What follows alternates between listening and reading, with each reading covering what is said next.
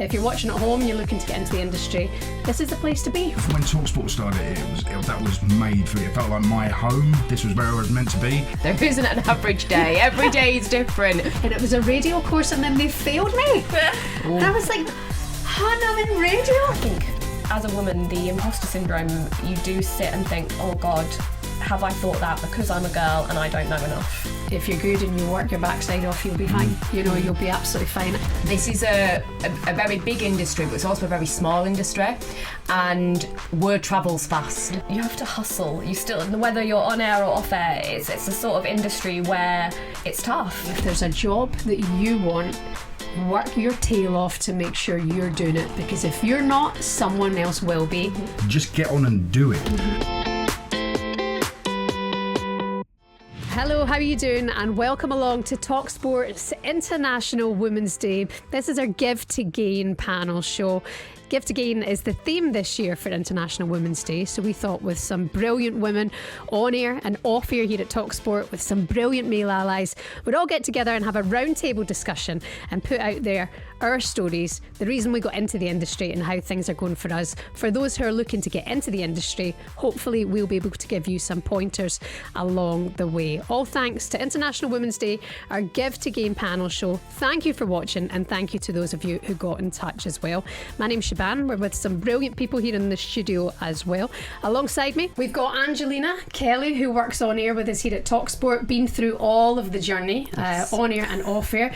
We've got the greatest of all time, he makes us say that, Adrian Durham, sports broadcaster, of course, who we know very, very well, and Emily Ward, who's our new weekend editor and evening editor here at talkSPORT. So all of us thought, when discussing this Give to Gain International Women's Day campaign, that we'd all just sit down and have a good old chat about things, and lots of conversations that we can have along the way, and hopefully they'll help you.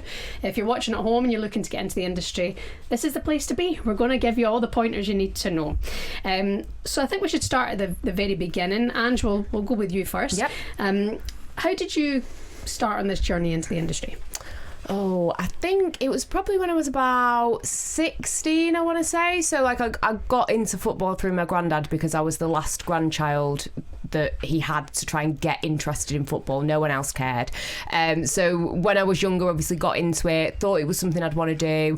And then when I was about 16, 17, like going to Manchester United games, friends that I met, through a few people, met someone called Jay Motti, who ran a Man United fan blog.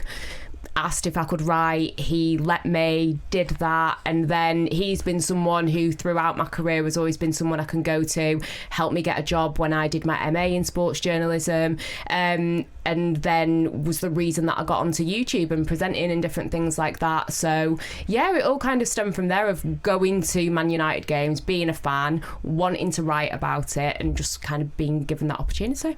Adrian, you're a number of years in this business. Tell us how long and tell us when it started. A number of decades in this business.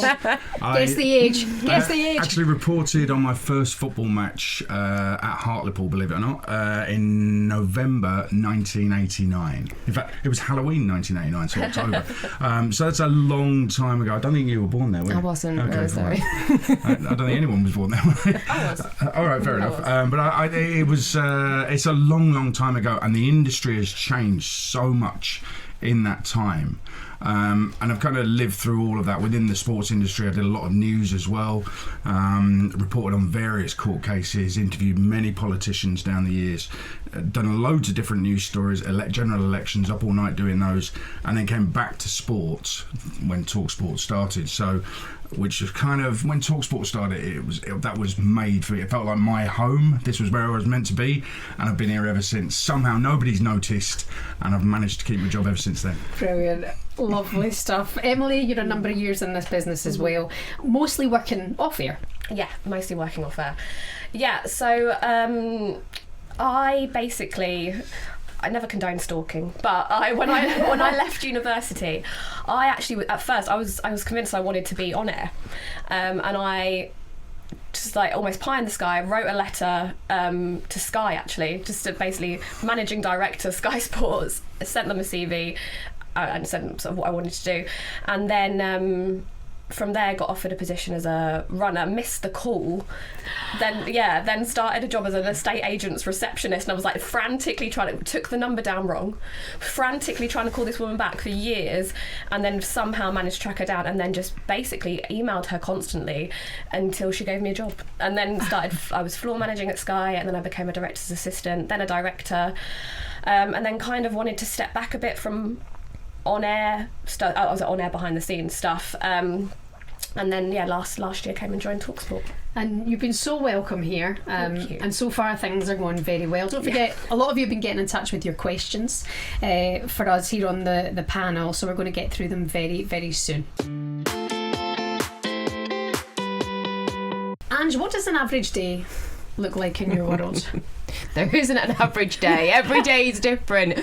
You can be, just coming from work on a Sunday evening and you get a text message, oh, we need someone to do early sports breakfast. Do you mind those hours? Do you mind getting up at 3 o'clock in the morning or whatever? There's no average working day, it seems, which is what I enjoy, because I think there are certain aspects of this career where you can have an average working day, but for me, I like that it's different. I like that every day you're doing something different. You don't know what's around the corner, which obviously for planning your social life can be a bit difficult. But yeah, I think for me, it depends, because I've got a bit of an interesting one where I still do work with the social media team. Obviously, I've done on-air stuff, match reporting, etc. But I think one thing that's a common thing every day is doing your prep work, making sure that you're prepared for whatever is kind of thrown at you. But it can be anything from making a video for YouTube one day to being on the Man United YouTube show, doing a podcast with Adrian on a Friday, and Alex Crook. So for me, it's a difficult one because there isn't really an average day, but that's what I like about what I do. That's great, isn't it? Like, because sometimes that routine can get a little bit, same old. But when you live for the weekends sometimes, which some people do and it's fine, but I like the fact that I actually like that I work on weekends and you get to mix it up a little bit, and you're not just doing that countdown to, oh God, when it gets to my 2 days off, because your days off are all over the and place. That's the thing, you could be at stadiums on the weekends, watching sports with different places, different people. So there's excitement in not having a normal structure, especially in this industry, which you know all too well about, Adrian. Absolutely, yeah. And I was just going to say that when you're on the Saturday show, for example, at a game, which I don't think you do enough, so I need to have words with people. It's such a joy. Because there's a journalism element to there, which not every reporter brings. Reporters are different. Sometimes they can bring a massive vocabulary, different flowery language, etc. Other times it's like they're hunting down news stories to put them in their reports, and you kind of bring a lot of everything. So really love having you on the Round the Ground show. So don't take weekends off ever. No, okay? never ever. But I love one thing I've struggled with actually in this job, in this career, is days off, which I tend not to have. Even when I've got a day off, I tend not to have a day off. I think a lot of people will understand what I'm talking about in the industry. Yeah. But so, for example, people think I have Fridays off, but Fridays I spend at home preparing for Saturday's show, which is so gigantic. It literally takes, I could start at, say, 9 in the morning or earlier preparing the show and not finish until the game in the evening is done at 10 p.m. Then I'm printing it off, then I'm putting it in the folder, and then I'm packing it back, ready to go early the next morning. So a day off is not really a day off, but it's like you say, I absolutely love it and wouldn't change a thing. It's the dream career. So anybody who is thinking of getting into it, just chase the dream, and you never know where it's going to end up. Game day live is like iconic as well, isn't it? When you're in the car at whatever time on the weekend and game day live is on, I'm so aware of the amount of prep you do, and that doesn't happen overnight. It takes a lot of time and a lot of effort, and when you're prepped you feel fucking good. And I said to you, didn't I, I said, when these stats just come out of your brain, I don't even hear you rustling around for a bit of paper where you wrote that down. It's just there. Well, it's funny, one of the previous managers who's not with us anymore said, I don't know how you do this. And I said, well, I could show you if you want. He said, no. Let it stay magic. So that's fair enough. But yeah, it's fair to say it is a lot of hard work. But when I say that, I actually love just going down the little rabbit holes of football knowledge. So it's something I really enjoy. It's time consuming, but I just absolutely love it, and I've not stopped having that passion for it. And what's amazing, if you're ever having a conversation with Adrian and you tell him something, he goes, I didn't know that. I'm like, well, drinks on you. Well, the kind of stuff you tell me, that happens all the time. Nobody knew. I've made it up. Emily, in terms of your role, management role, mostly then off air, what does a day look like typically in talkSPORT? Again, there's not really a typical day, purely because it's very reactionary. So my role is I manage the evening and weekend shows. So yeah, it's reacting to results of that night's games. It's reacting to fixtures upcoming at the weekend. It's reacting to, well, not just football, boxing, everything, every different type of sport, different stories within different sports. So you kind of have to just... You can't have a day off because you then risk being so out of the loop. So yeah, there is no typical day. You come in and have your morning meetings and a morning editorial debrief, and you make sure you're listening to the shows that you're across. But yes, sport it constantly gives you stories, so it's just very reactionary. Yeah, there's no stopping. But the good thing is, if you're here, you probably love sport. You probably love it, so you're not really switching off from it anyway. Okay, let's get into some of the questions because we put this up online. We had an email address that some of you were getting in touch with to put your questions to the panel, so I'll get into them right now. This one's from Ria. What does it mean to you to be a woman in sports, and have you had time to reflect on your successes? And one for Adrian as well. How do you support women in the industry, and does it differ to working with male colleagues? That's from Ria. Ria, thank you so much for your question. And do you want to take this one first? Yeah. What does it mean to you to be a woman in sports?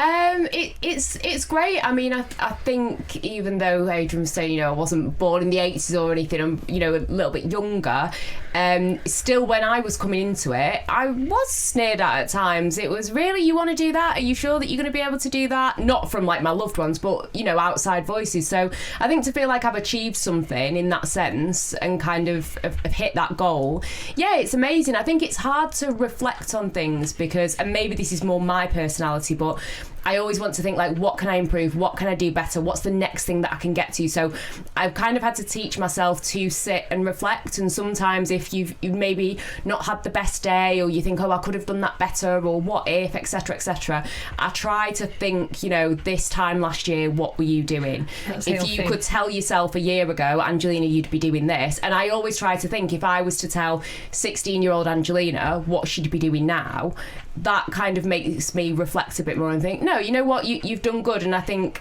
as women, it's very important to take that time to give yourself your dues and a bit of a pat on the back in that sense. So yeah, it can be difficult, but over time I think you've got to train yourself to give yourself that moment. Yeah, no, it's healthy. It sounds like you're good to sit and think and look at the diary and go, right, what was I doing this time last year? What am I doing this year?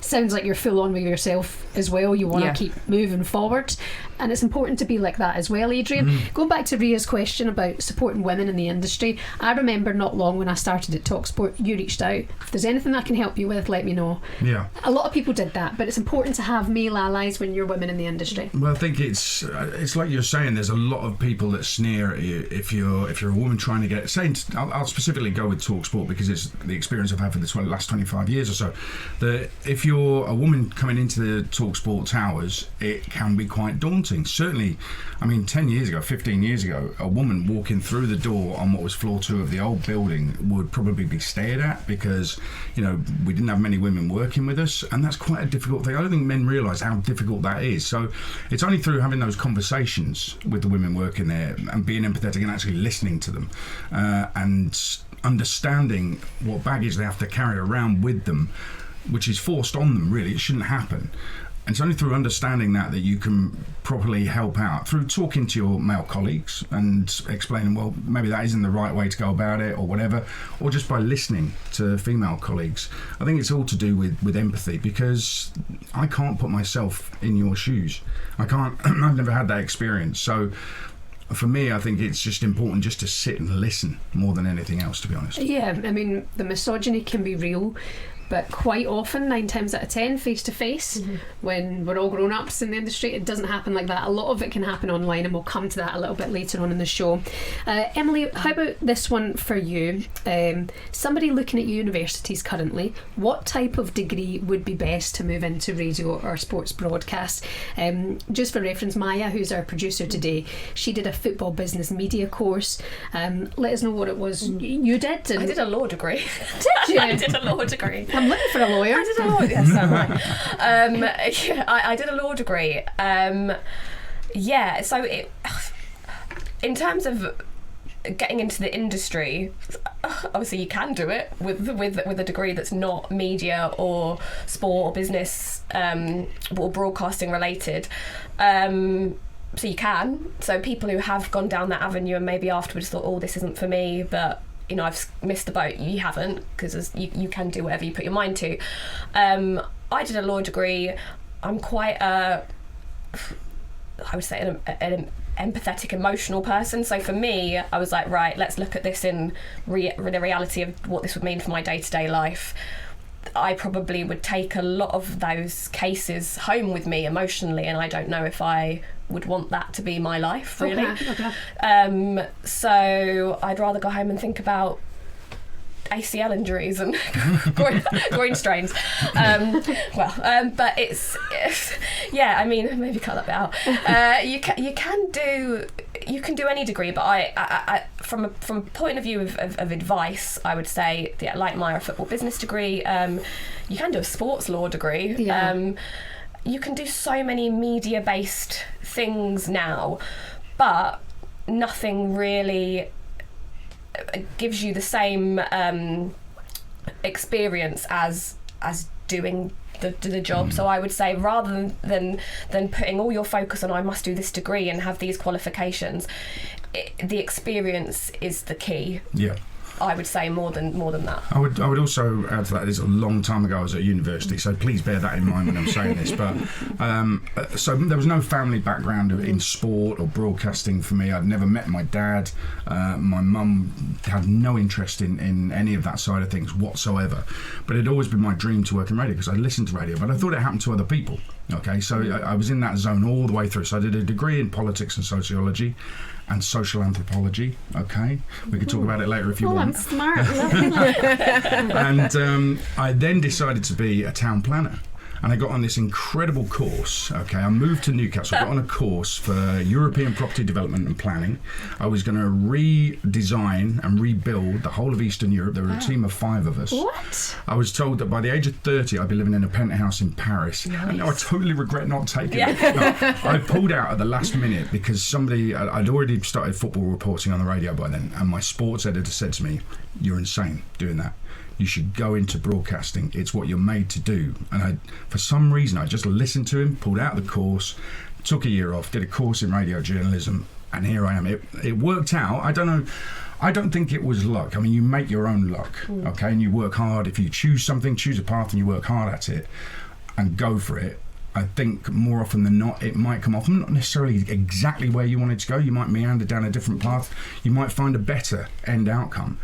But that was my history. So you can change your mind. You can. I always thought it would happen to other people. I always thought I could never have that career, and yet, I mean, listen, if my career ends tomorrow, which, retirement's around the corner, I'm going to be so thrilled when I look back at the tournaments and stuff that I've done. So I have no regrets about anything. So feel free to change your mind along the way, as long as you've got a plan in place, I think. Yeah, I feel we're learning more about you and I know, like older Adrian from back in the day.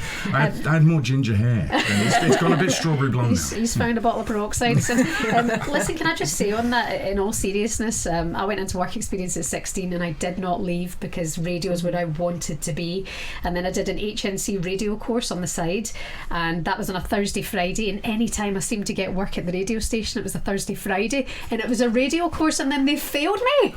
And I was like, Hannah, I'm in radio. And then we managed to get it to a C. But as Emily pointed out, there's no better experience than just getting your foot in that door, absolutely. doing any job you can. If it's making tea, I don't think that job really exists anymore, but it's important to do those things. Anything that you can be handy with in the building, getting, under people's noses, do it and be brave. Moving on, Ange, I want to ask you this question, if that's okay. How do you get your name out there? As someone whose career's really taken off in this new age of social media, how are you navigating building your personal brand and getting your name out there, Ange? I think it is hard work, and I think I was lucky that my first kind of bit of exposure was on YouTube, on a fan channel which is now called Stretford Paddock, and it's one of the biggest Man United fan channels, and being a Man United fan, you've got that exposure and people are interested in what you want to say. So I think having that luxury of being on something like that was good, because I was probably one of the only women on the channel, definitely the only woman of colour on the channel, so I guess people maybe remembered me a little bit more. And it's quite funny, I remember seeing something on a talkSPORT Facebook video, a family member brought it to my attention, someone had put like, oh, remember Angelina when she was on this, then she went to One Football, and I was like, A, do I have a stalker, but B, just really didn't expect anyone to remember my kind of journey and what I've been on, so it was nice. I think with personal brand, it is all social media. It's something that I personally struggle with, because my job at One Football when I was in Berlin, it was very it was an international YouTube channel, so you've got it from all angles. And as I'm sure we can all relate, when a woman makes a mistake that a man might make, the response is triple, quadruple.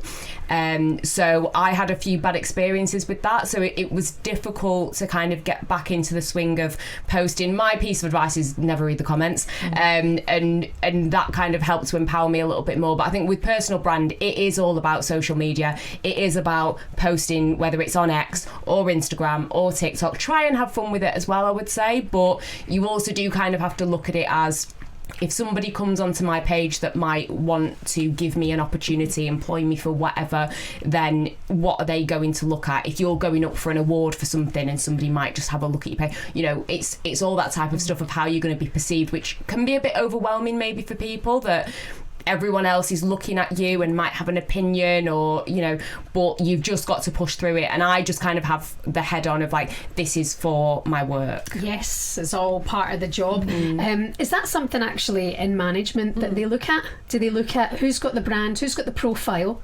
I think so, yeah. Well, if we're looking for someone, if we're looking for a new presenter, or for you need to see examples of someone's work, really. So it's a hard one, because sometimes you don't want to be, I don't want to just show off myself, but you have to. Yeah. You have to, because if someone can write the greatest letter, but we need to see it. Otherwise, there's so many people going for so few jobs that you don't have time to come in and almost give everyone a test. So the more that can just be seen by going on any social media channel, posting things on LinkedIn, having a show reel, those kinds of things, examples of your work, and even podcasts, how you are on air, how you interact with other people, is something that is really, really important. We're going to come back to the social media subject a little bit later on in the show. Before we crack on, I wanted to ask you all about the sacrifices that come with this job, and being in this territory. And you kind of alluded to it earlier on, there's no normal day. You can't really plan, because you want to take everything that comes your way. Have you experienced challenges with that, Emily?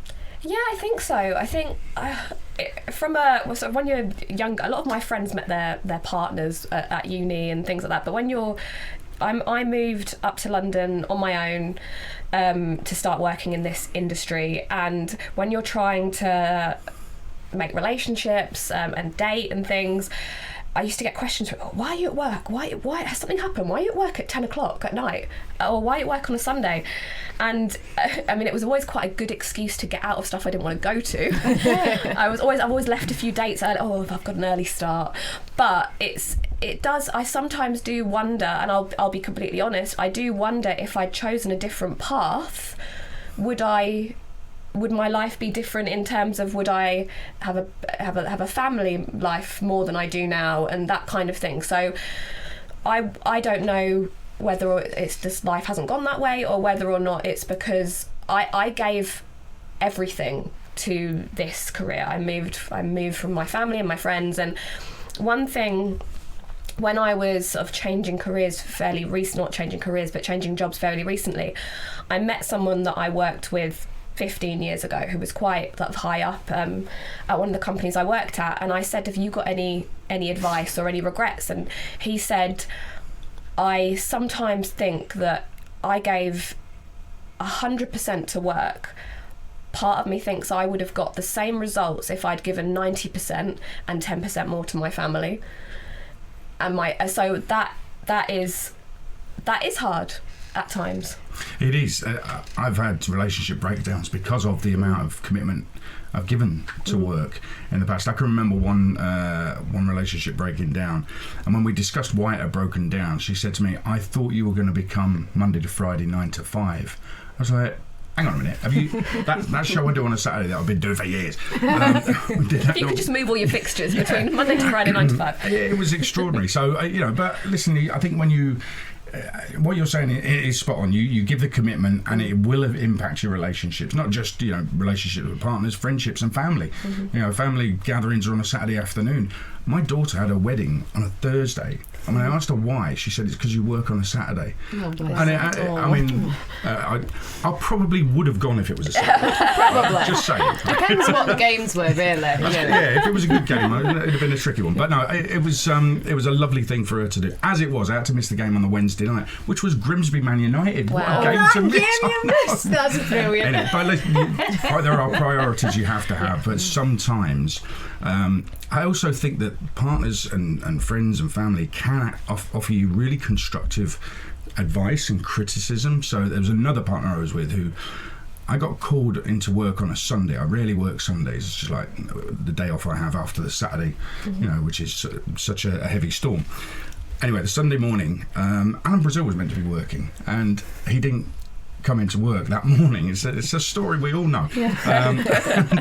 I got the call saying, can you come in and cover for Alan? And I straight away said yes, because it just felt like the natural thing to do. Yeah, I'll come in and work. I got back and I said to my girlfriend at the time, I'm going into work. I've got to go into work was the phrase I used. And she said, have you got to? I said, well, I've just been asked to. And she said, you said yes. I said, yeah. She said, you do realise we were going to spend the day together? And at that point, it kind of hit me. Actually, I have the choice. I can say no, and then they'll go and ring somebody else. Yeah. Do you know what I mean? But sometimes you feel if I don't say yes, somebody else is going to do it, and they're going to make a good impression. They're going to get the work I'm getting. So in that, I'm obviously beyond that stage in my career because I'm so old. But I think at that point I was thinking, okay, I've got to say yes to this, but you don't have to say yes. It was a good lesson. But what exactly Adrian's saying there, Ange, do you feel you're in that moment now? 100%. So it's like all different stages of life, right? Yeah. But you can't say no just now. Do you feel that way? Absolutely. I cannot say no. And it will be those things of, like I said, you working on the Sunday, you think, oh, like my Monday, I think it'll go like this. You get a phone call, do you want to get up at 3 o'clock in the morning? I can't say no to that. And maybe there will be a stage in my life where I'm not going to be able to do that, depending what path I end up going down. But for me, it is hard. Like, I've obviously moved down from Manchester. All my family and friends pretty much are still there. I've got godchildren who I've got an invite for my goddaughter's birthday party. It's in June. We know there's a World Cup. I'm not going to be able to be there, but I'm very, very lucky that my family and friends all understand what I do and they get it. And I've got like a very supportive mum who, the first football game we went to, she brought a book with her. She now has talkSPORT on in the car constantly. She will ring me and say, oh, did you hear about this on H&J or whatever or so I'm very lucky in that sense that I've got a very good group around me that they get that I have to miss things and no one makes me feel guilty, so I am lucky in that sense. Oh, I wish we weren't on a timer. No. We're coming back to Don't Worry, stay with us, we'll get through more of your questions next. Hello, welcome back to our special International Women's Day Give to Gain panel show. So many brilliant questions, troops, let's crack on. Angelina, I want to go straight to you with this one. We've been sent a question by a female journalism student who's asked, what helped you build credibility and confidence on air in a male-dominated industry? Now, you have mentioned you worked with quite a lot of men. Yeah. So they were there building you up. Yeah, definitely. Like I say, having somebody like Jay who helped me through, was the person who got in touch with me and said, I think that you should come on to, it was Full-Time Devils back then, come on to the YouTube show and present. And I was like, are you kidding me? Like, no. And he was like, no, I think you can do it. And also, you know, Jay, being a man of colour, knowing that he had my back, that when there were comments on the live streams coming through about how I belonged in a kitchen and stuff like that, he would say to me, how do you want to tackle this? And I'd be like, I want to have a bit of a joke back and say, oh, I can't cook anyway, it'd be a waste of time. I can't actually cook. But, you know, I'd sit and do, you know, I'd do that. And, you know, this is when I was, you know, in my early 20s. And I've always had that support. So I think regarding your credibility, it's about how you put yourself out there. And we can all have opinions and we all have different opinions, but I think it's how you approach them. And I think if you stick to your principles and you do the work, I think the prep work is so important. Like you were saying, you'll spend a whole Friday prepping. That prep is never wasted, because even if something doesn't go to plan, it will still be there and you'll still be able to pull it for different things. So I think credibility with that and confidence, again, walking into something feeling like you're prepared, that helps with your confidence massively. And not being afraid of feedback, I would say, as well. Some people are terrified of it, but you're never going to get better unless you take the feedback. So that actually helps with my confidence, because I know what I've got to do to try and be better. I think that's great advice. You're not going to be perfect straight away, and sometimes in terms of getting more credible, it comes with getting air miles, and not every time you're on air you're going to smash it. You might have an off day, you might make a mistake, but you can get better from your mistakes. Adrian, this one's for you. You're known for not holding back in your strong opinions. How do you get your opinions across so well on air? Is that something you practice? No, I don't practice it. I've practiced it at work over the years, I guess. It's about thinking through what you're going to say. I think if you just go on and like suddenly you try and come out with something, it'll possibly sound rubbish. It's thinking about what you're going to say. If you've got that foundation through the preparation of knowledge, of football knowledge, you can draw on that as you're going along in a debate. You're responding on your feet to callers, for example, or messages that are coming in. I think it's about the preparation, but it's also about knowing the words that you're going to say, knowing how you're going to tackle a certain subject. And don't be afraid if people have a different opinion and want to talk back and give their opinion on it. The fact that you're saying something that gets them to think about it, I think has got to be a positive thing. Be calm, think it through, maybe write it down. Possibly, if there's something you're passionate about as well, you can practice these things. I mean, you might go on air and it all goes gone, because there's pressure on air. You are delivering a message essentially to a lot of listeners, but you will get better the more you kind of think these things through. You've got like a path almost of what you're going to say, how and you're going to say it. talk to people as well. Like, if I wanted to know something about Manchester United, I would think, oh, I'll ask Ange about this, you know, or if it's something Peterborough, Adrian will know about that. You know, suss out your allies as well and who you can run things by. Emily, this is an interesting one. You've been in the industry a long time, and even though we're seeing a lot more diversity on air now, there are still areas that are quite male dominated. Here's a question: how do you cope with any unprofessional male attention? So we were talking about this briefly off air, about how you answer this question, because unfortunately it is still a thing. When I started, women were a minority in the industry, and not necessarily personal experience, but there can be situations where a young woman will be given an opportunity by a man in power, and you know, their confidence will be boosted. They'll feel on top of the world, and then suddenly there becomes a bit more of a reason behind why this man maybe gave them that opportunity. And what do you do in that situation? If someone makes an advance towards you, what do you do? I don't think it's as big a thing now, but I think it probably still does happen. But it's what do you do with that? Because you're then in a work environment. However you've got there, I would say have the confidence that you know you belong there, and that person has maybe given you a helping hand, but they haven't given you your ability. Your ability is there because of you, so that's why you're there. Luckily, in a lot of places now, there are people to go to if these things happen. Like, always speak to your HR team, speak to your line management team, speak to your allies, whether that be other women around you, other men around you, and anything you feel uncomfortable with, you don't have to do. You don't have to do it. It's not okay. And no matter who somebody is, it's okay to call them to account for unprofessional behaviour.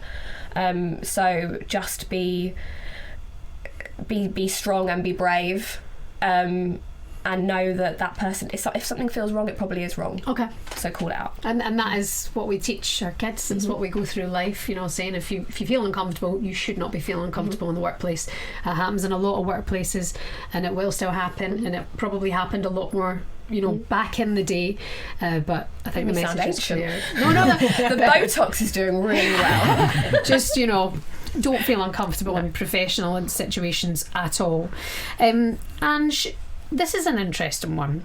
Being a woman in the industry, it's not always easy, but have you found other women to be supportive, or is there competition? You know what, it's an interesting one, because I think definitely there have been women that I've felt like have been in my corner that you can go to, that are allies, etc. But I think that there is competition, and it depends how you respond to it. I'm the type of person, I stay in my own lane, I just crack on doing what I'm doing, and I like seeing other women succeed. I like seeing other women on talkSPORT, whether it's on air, YouTube, Instagram, whatever it is. Like, I welcome it. I think that unfortunately, competition is a thing, and my advice would always be, you can only control what you do.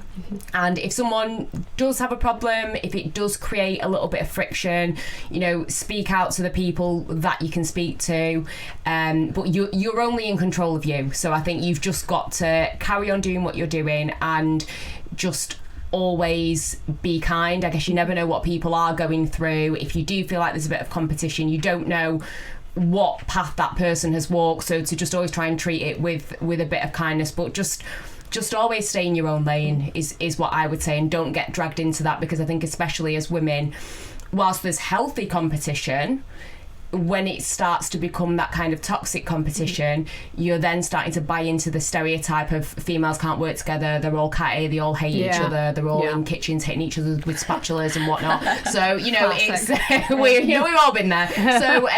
So just stay in your own lane with it is what I'd say. Adrian, it's something we touched on as well. You feel that way too about men also. Everybody gets protective of their place, and you mentioned something from way back in the day. Well, the competition is just phenomenal. I mean, there used to be something called a talkSPORT holiday in the early days, where if you went on holiday, you'd come back and your job had been taken by somebody who had come in and done it seemingly better than you had. So you came back and there was no job. This was very early days, by the way. But this is a competitive industry. This is an industry lots of people want to get into. So there's going to be competition. There's going to be jealousy, and there's going to be people motivated to succeed, but they go about it in the wrong way. They try to bring others down, doesn't it? I think a lot of it comes from jealousy, like you say, insecurity, and potentially people who have been in the industry. When I was younger, I've only noticed it more as I've got older, and I wonder if that comes from the fact that there were less roles and there was more competition for places rather. So I wonder if people, as they get older, maybe they suddenly think, oh God, someone younger, someone prettier, someone is going to, who've got their finger on the pulse a bit more, is going to come in. But the way to deal with that is not to penalise the other person, because that gets you nowhere. That gets you nowhere. So like Angelina says, I would say stay in your own lane. But if you're someone who's feeling the need to do that, there's no threat to you if you improve yourself. Maybe. Yeah. And that's the thing, I think it's a fair conversation just on the subject to have about planning for children or a family, if you want to have that, that means taking time off, and then somebody does come in, and I think openly we can say it, when quite often there's a woman off, a woman covers, you know. But then if Adrian was to take off a day this Saturday, which will never happen, it might be a man who covers. So you can't never take a day off for your own sanity, or to see your kids or see your daughter get married. Let's give you an example, right? When just before talkSPORT started, I was working in news, and I used to drive a van around London, going from news story to news story, interviewed Tony Blair and all sorts of famous people, David Beckham. It was a great job. But my daughter, my first child, was born. When she was a baby, I decided I would give up my job and stay at home. Did you? Yeah, my wife. I didn't know you did My wife that. earned more than me, so she carried on working. And we flipped roles for our second child. But for that first child, I gave up that job, and I thought to myself, that's probably me done in this industry. And I thought I'd have to change careers, trained up to be a teacher. And then I knew somebody who knew somebody at Talk Radio, which became talkSPORT, and got back in that way. So maybe I was a little bit fortunate, right place, right time. Maybe you were really good. Maybe there was an element that I did okay, I don't know, and maybe I was cheap, I don't know. But I think that you're right. It's a difficult one when you're planning a family, but that impacted my career, and I thought it was going to impact it to the point of changing, but ultimately it didn't have to. Yeah. And somebody mentioned to me not too long ago, we were discussing maternity leave, and somebody might have not been wanting to go off on maternity leave and rushing back to work because you're trying to be protecting the spot that you've got. It's also okay to feel that way too, because it is bloody hard when you're at home and looking after the kids, and then you're on Instagram and then someone's doing the job and you're going, oh, I should be grateful for the kids, but Jesus, I love my job. You know, there's a lot to battle with yourself about. So find people you can also share that experience with, and have those conversations about it. It's okay to feel that way sometimes. Everybody has their own thing going on. Everyone, for single mums as well, you know, there's the earning pressures as well. So you know, that's another big thing. Not everyone who has a baby is with a partner. There's earning pressure. There's a lot of stuff, and I think working in an environment like talkSPORT, and I'm not just saying that because this is a talkSPORT show, but there is a lot of support. I feel it. I feel the support. I have children at home, and I always feel that that's thought about, and for that I'm grateful. So it is a changed world now. You know, it is. It's a better place. It's a healthy place to be. I do agree. Sorry for cutting you off. No, I know. I'm agreeing with you completely. And your children are only home alone Saturday and Sunday mornings, aren't they? It's just 5 hours. It's early. It's all right. They fend for themselves. With your daddy. Sorry, I'm weird. Adrian, being on air is amazing. It's a brilliant privilege, but it does come with its struggles. And you mentioned taking criticism. It's important to be able to take it. How do you deal with it when it gets to the point of toxicity? Yeah, it's difficult. And of course, what I used to do on Drive was very tribal. And so I'd say something, fans would think I hate their club, and it would get very toxic very quickly. What's amazing about that is when I was out and about, so I always used to go out and about on a Saturday. So I was on Drive in the week, giving out all these opinions. On a Saturday, I'd be at a Premier League game. Nobody said anything negative. They'd all come up and say, love the show, or love talkSPORT, love this, what's Simon Jordan really like, you know, all those things. So there was never any negativity when you're face to face with people, which I think is quite telling. It's usually always just social media side of things. I think you have to have a thick skin. We've mentioned that before. I think that you need support from people around you, but you've got to remember as well that people will have different opinions to you. I found that quite difficult early on. They'll be quite forceful with those opinions as well, and then you're trying to stick to your guns, and it becomes this like there is a better way of handling that. It took me a long while to discover that, but I think that as long as you realise at the end of it all, it is just a football debate. It shouldn't get too toxic. Yeah. No, and it is an opinion as well. And I was thinking about this from a management capacity the other day. Sometimes as a woman I do feel imposter syndrome. I've worked in this industry for 15 years, and still if I think, oh, so and so is playing that day and I've got the fixture wrong, I'm like, oh my god, I don't know enough. A man wouldn't have done that. Or if I say, oh, for example, on this show I think we should take this angle, and a man turns around and goes, oh, I think we should take this angle, you need to accept that doesn't mean you're wrong. Like, it's opinions. And just because you have a different opinion doesn't mean yours is right or wrong, or theirs is right or wrong. It's an opinion. And in this industry where you've got, you know, opposing fans, and you've got opinions are okay. But yeah, I think as a woman, the imposter syndrome, you do sit and think, oh god, have I thought that because I'm a girl and I don't know enough? I think that women are held to a different standard, and it's a bit of a cliche, but I think it's absolutely true. So Saturday's show, I was at Anfield. I was listening to our reporters, and there were several reporters got names wrong. They pronounced them incorrectly. And one of them in particular, I was absolutely fuming. I was like, how can you get that wrong? Do you not watch Match of the Day? Do you not listen to talkSPORT? You surely know how this guy's name is pronounced. And then you see on social media an ex-female player will say something, get a pronunciation wrong or a figure wrong or something like that, and the world comes down on it. But it happens to a guy and it's almost laughed out. Yeah, it's funny. Yeah, I'm very, very uncomfortable with that. So I try to hold our reporters to a high standard, and one of them will be able to tell you the message that I sent him on Saturday mid-show, and he responded very well to it. So, it's important to know that it might happen. You know, because you are a woman, you will be held to a different standard, but if you're good and you work your backside off, you'll be fine. You know, you'll be absolutely fine. Ange, I love this question, and it's straight for you. Do you recommend starting a YouTube channel or podcast if you are looking to get on air in the future? If you are willing to put the work in, I would say. I think that it's a great way to try to get a bit of a body of work together. I think it's a great way for you to learn about yourself. You might do a podcast or a YouTube channel or whatever, rewatch it and think, oh, maybe I could have done this. It's a great way for self-reflection. But I think you have to be willing to put the work in, because nobody wants to listen to something that sounds rubbish. No one wants to look at a YouTube show that doesn't look right. And obviously there is a financial impact of, you know, having a good mic or having a good camera. I mean, phone cameras now are so good. You can figure out ways around it. But I think you've got to really put the time and the effort into it as well, because it is an extra job almost to be posting consistently, etc. So I think it's a really good opportunity to get to practice and to work, but you've got to be willing to put the hours in as well, I would say, because otherwise if people look at it and it's no good, it's not really going to help you. So as you mentioned, Emily, then if you are wanting to be on air and you are wanting to put those hours in, it's a good place then where management can look and go, they're working at it. So on that subject then, for those who don't want to be on air but want to get their foot in the door in production, what angle, what route should they go down?